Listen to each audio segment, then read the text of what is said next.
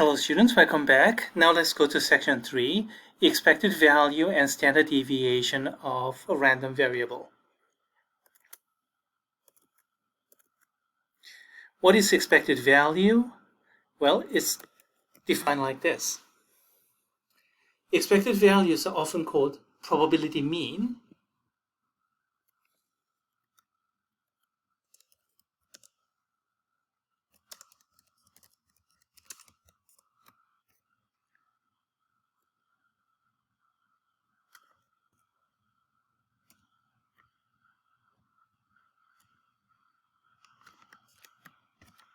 So expected value, or the probability mean, is defined like this. Multiply the payoff times the probability, payoff times the probability, payoff times the probability, and add them all up for all possible x values.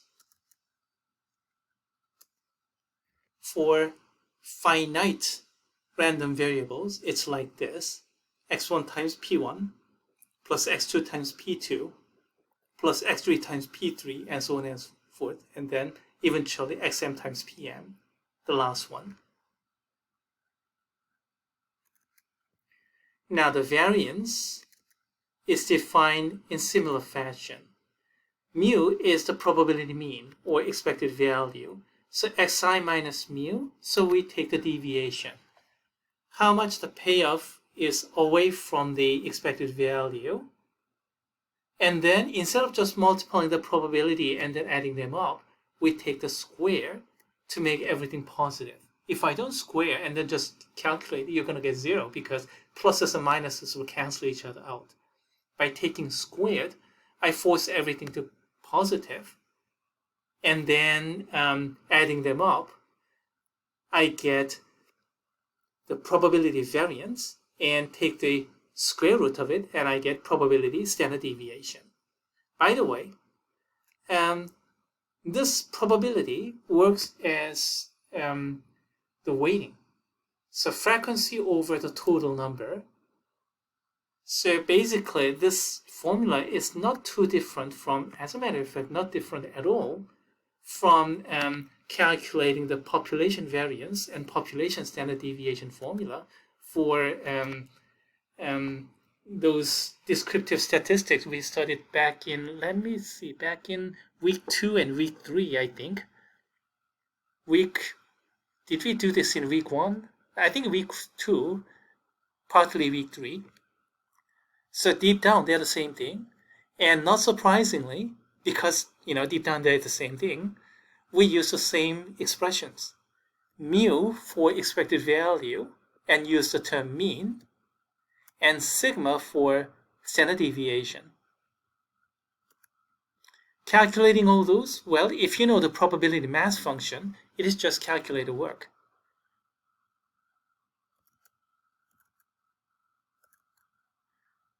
Let's go back to the same example, this colored balls in an urn example. And then for game 1, for red ball, you get nothing. For green ball, you earn $2. For blue balls, you win $3. And game Y, same game with price to pay for the game. So red ball, you lose $1.50. Green ball, you win 50 cents. And blue ball, you win $1.50. And third game is completely different. We can find the expected values easily like this. Multiply the probability times the payoff. Probability times the payoff, and the probability times payoff, and add them all up. So what does it mean? Does it mean each time you play $1.20? No, of course not. It is averaging out, basically. So if you play the same game really numerous times, then it averages out around here, give or take. Now, if I couple that with not just the game, but also the price to pay the game, then you see you have negative 1.5, 0.5, 1.5 respectively. So multiply appropriate probabilities and you get that. and that means you're going to lose about 30 cents each time you play.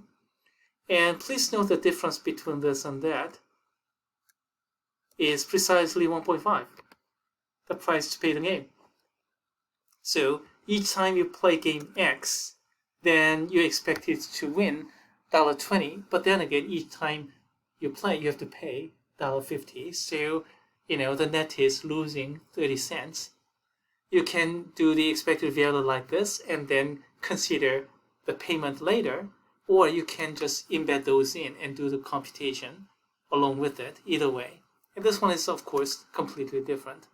In any case, the expected value works like this.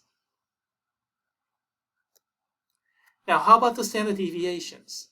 Well, again, that's just computation. So payoff minus the mean squared, payoff minus mean squared, payoff minus mean squared, and multiply those probabilities, and adding them up, you're going to get the variance. Take the square root of it, and you get the standard deviation. Same thing goes for the next game, and same thing goes the third game. Just computation problems. So, if you know the probability mass function, expected value and standard deviation are easy to calculate. Of course, you're going to need some calculator, some good calculator if you have a lot to calculate.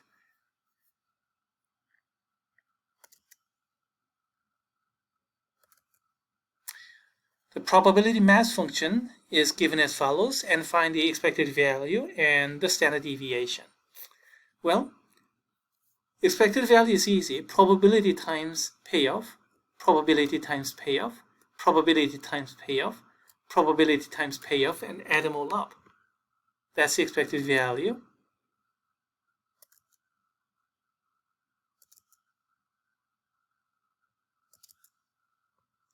Make sense? And then how about the variance? Well,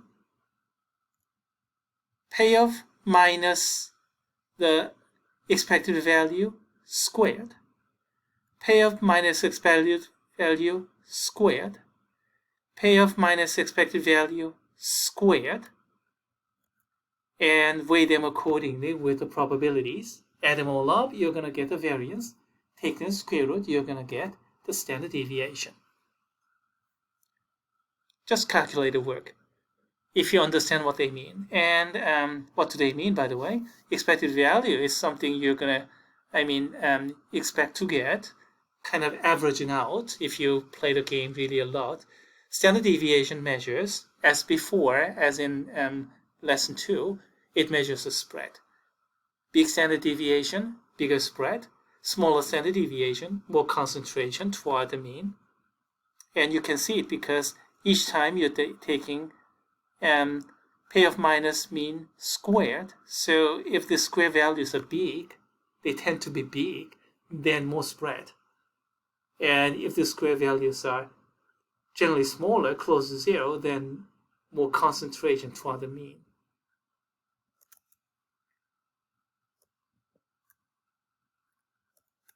Okay, that was easy. Now, here's a little more challenging case. Cumulative distribution function is here. And find the expected value and the standard deviation. How do you do that?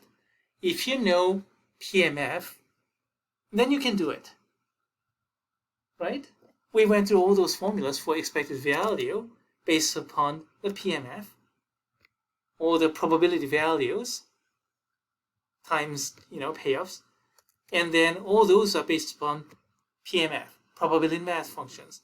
By the way, these probabilities P1, P2, P3, those are called probability mass.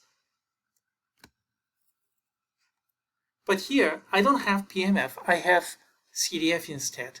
Then what do? Just give up? No. Remember what we did in the previous discussion. We talked about converting CDF to PMF. Do that first, and then you can go ahead and do the same thing. You see? You can change this CDF into PMF like this. Something we did in previous discussion. As a matter of fact, this is exactly the same problem. So from this tabular expression, 0.25, 0.5, 1.25, 2.0, those are the cut points, and that's where we have big jump. That's where we have probability masses. So how do you get those? Repeated subtraction. In order to get CDF, we did repeated addition. So in order to go back, we do subtraction. And then if you do all those, you get the probability mass function, PMF. And from now on, we can simply calculate the expected value in standard deviation in the standard way. You see? Multiply, multiply, multiply, multiply, and add them all up. That's the expected value. And for the standard deviation, well, payoff minus expected value squared, payoff minus expected value squared, payoff minus expected value squared, and so on accordingly. When weigh them with probabilities, add them all up, that's a variance, take the square root, and that's a standard deviation.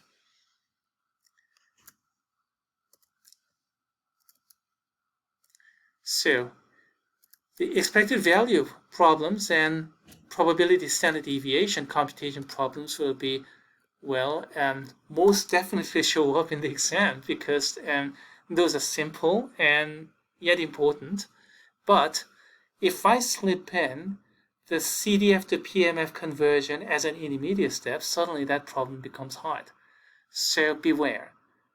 CDF versus PMF, and if necessary, you have to convert accordingly.